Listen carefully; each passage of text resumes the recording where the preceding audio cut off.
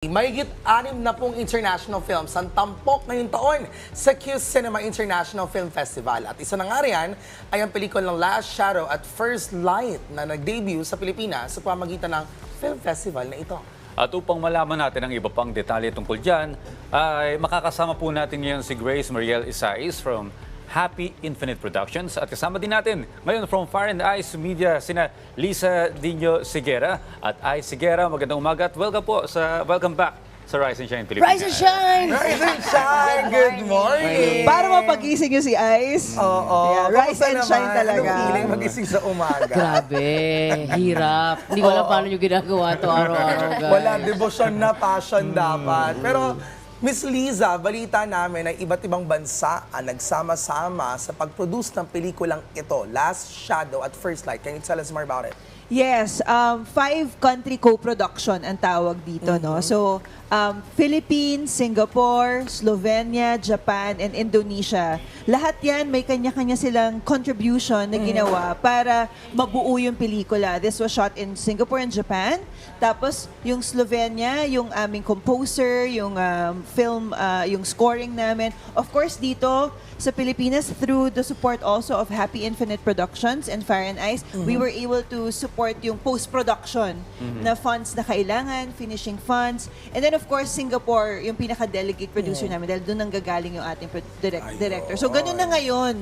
Para talaga maka-raise ka ng tamang pondo Okay. at magawa mo yung magandang pelikula. Maganda yung nagsasama-sama yung mga iba't ibang bansa para magtulungan sa isang pelikula. And not only that, kasi it's visions from different companies, different companies and different nationalities, and they all come together to create this one beautiful film that everyone can really relate to. Kasi it's a daily, not really a daily struggle, but you know, it's what you go through when you're trying to accept something or to come into terms with something. Oo. Tsaka si ano talaga, si Miss Liza, mahirap may pag-collab, Collab. mahilig yung makipag-collab sa mga international film festival. Nakalagay sa noo ko collaboration. Oo, ganun kasi ever since you've been part of the Film Development Council of the Philippines, that's why talaga napakaraming pelikula ang naitampok sa iba't ibang film festivals. Kaya hindi makakalimutan yun ng masang Pilipino. Grabe si Fifi, talaga super supportive kasi yan ng lahat ng mga Oo, film of course. festivals that I Ever since, di ba, organized. PPP, doon kami nag-start, isa ng pelikulang Pilipino.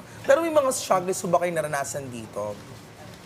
Actually, parang halos wala naman, no? Kasi, yun nga kumbaga the other co-producers na kasama dito sa film to, they're all like, they've been doing this for so long, alam mo yun. And nakakatuwa lang kasi, nahanap din namin si Happy Infinite, no, to be part of Personal this. struggle, meron din. Siguro, meron din. Pero, I mean, I think mas marami yung happy moments. Ayun. Well, iba-iba yung bansa, iba-iba rin yung way nila ng practice sa paggawa ng movie. Actually, Hindi ba? yung maganda kasi natututo tayo ng mga Filipinos to actually, kasi yung ginagawa nila yun yung standard Kumbaga sa atin, marami pa yung kailangan pang medyo may angat ng konti dun sa standard na international practice talaga. Yes. Pero actually, from what I heard, during the shoot, kasi of course we came in, finalo ko tong pelikulang to simula umpisa. Pero dumating talaga kami as partners, nasa post-production na. So yung production part, hindi kami talaga nakasama dun sa Japan. Okay. Pero because they wanted to shoot kung saan mismo nangyari yung tsunami in Japan.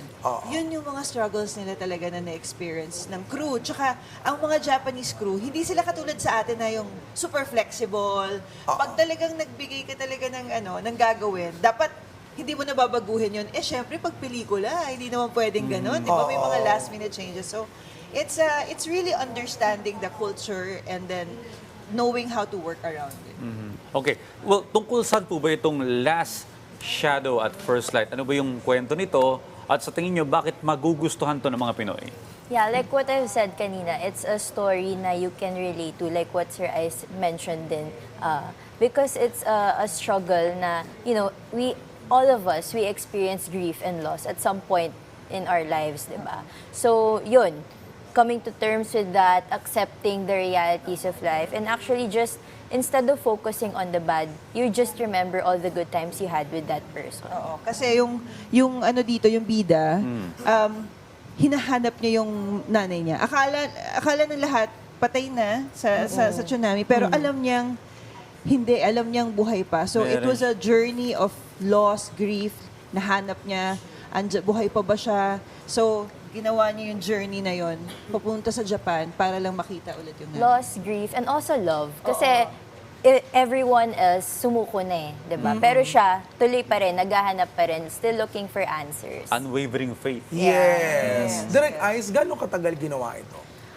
Sa pagkakaalam ko, it's 7 years in the 7 making. years. So after 7 ilang years. years, 7 years. sa wakas nag-debut na to sa Pilipinas. So Yes, how does kasi it feel ano like siya gano'n? kumbaga, it's a very personal film for the writer and the director. Okay. So ano siya, she wrote her own script.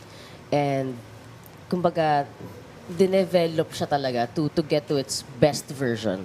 And sometimes siguro, we can all learn from this as well. Kasi sometimes here in the Philippines, when we shoot, may script na after isang buwan or sometimes Oo, less, di ba? minamadali Shoot ka agad, Oo. di ba? Pwede Ito na talaga, May puso, ang kumbaga, tagal. from the first draft, talagang inayos pa hanggang sa makarating siya doon sa, okay, ito na yan, isushoot na natin to. Yeah. Well, do you have any plans in making another film? Looking forward? Oh yeah, definitely. Well, si Mariel? Yes, wala na siya definitely. nakaplan. Actually, we're just a new player in the industry. This is our first year. We've had multiple local projects na, pero yet to be released. They're all still in post-production. But this is actually our first global co-production. And I'm very happy na, di ba, si Sir Ice and si Miss Liza invited us to join them in this journey. Oo. So kahit within the Philippines, naniniwala kami na pag gusto mong ma-aspire yung pinakamagandang pelikula, you work with people that naniniwala din sa vision na yun. In Yeah. terms of Fire and Ice, meron kaming isang pelikula na kakaselect lang sa isang international film festival Okay. in January. So bawal pa lang sabihin. And then we're currently producing Direct Brillante's next film. Wow. So excited kami doon. For sure, another Entitled Cocoon. nomination na naman yan. Oo, diba? at another festival. Pero kakaiba tong kanyang pelikula ngayon. Oo. Alright, so saan ba mapapanood itong Last Shadow at First Light? And also encourage naman ang ating mga ka-RSP na panoorin at suportahan ang inyong pelikula. Yes, we're inviting all of you to catch actually the last screening na. Last Yeah, two shows? Last two screenings of Last Shadow at First Light. Where? November 25, is it? O 26, basta Sunday. Sa Tama, Power 26. Plant and 5:30 p.m. Ayun. Sana lang. November 26, Power Plant, 5 p.m. Okay. Ayan, 7 years in the making. Panoorin po natin yan. Muli, nakasama po natin sina Liza Dino Sigera, at Grace Mariel Isais. Maraming salamat po sa inyo at congratulations in advance. Thank you very much for having us. Lagi Rise to support. shine, Of Pilipinas! course.